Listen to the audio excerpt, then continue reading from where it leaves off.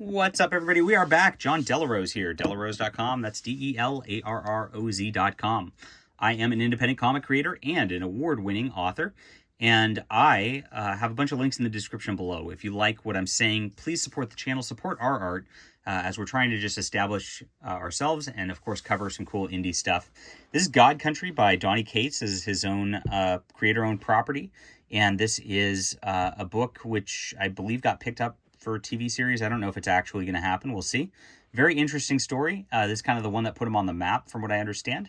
And I wanted to check it out just because, I wanted to see what the fuss was about. Published by Image. The art's by Jeff Shaw, and Jason Wordie does the colors. And it's a 6-issue miniseries, and it just wraps up itself. I could totally see it getting a sequel just based on what happens here.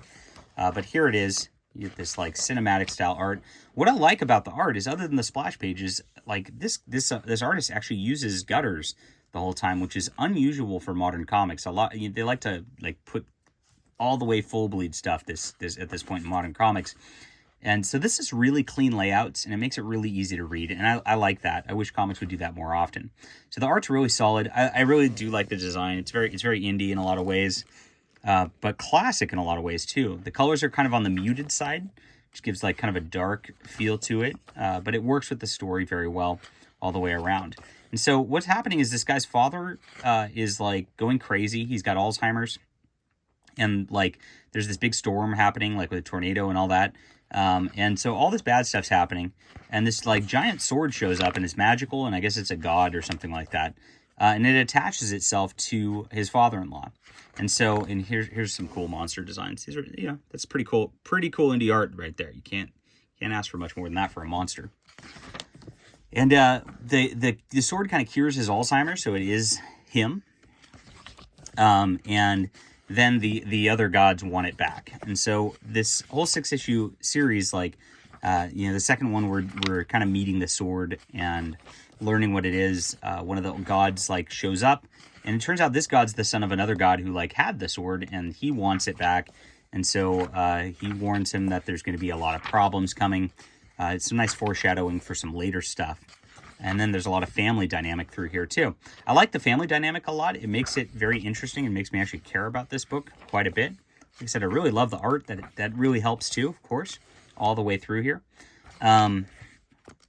And then complications arise. Of course, they then get attacked by like an army of this evil alien god people, and they deal with it. The little girl gets kidnapped through the course of this, and the elder guy with the sword ends up going after her like a hero.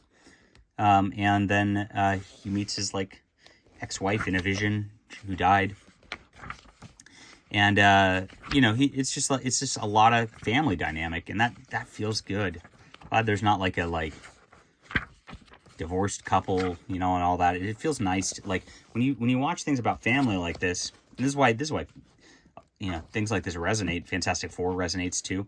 It just feels good. And even though there's a lot of darkness going on, these guys are going to do what it takes to protect their family, no matter what. And that's a good vibe right there. So it escalates, and eventually they do end up in that like god world. The sword transports them out there, and they have a final battle. Here's the cool sci-fi stuff at the end. The art is just phenomenal on that level. Cool designs, just super fresh. And they defeat the god, but of course at the cost of the life of the father. The sword then kind of bonds with the younger one, which kind of makes a thing for the second. I guess he drops it at the end, but it could come back. If you wanted to do a sequel, that's pretty easy to do. And then they leave their house on the farm and start a new life together. And that's it. So cute stuff. Really good. The emotional impact hit really well. The pacing was great. I loved the whole family dynamic mixed with the, out there cool action. So fun stuff. This was like a 9 out of 10 for me. And, I'm critical of Donny Cates a lot in his current stuff with Marvel, but it feels like, this is what happens. Like, I feel like these guys really care about their stories, and then they get into their licensed fan fiction stuff, and they don't care about it as much. So I hope he does more stuff like this. This would be cool, and absolutely worth the read. Hit that like and subscribe button. We'll be back soon.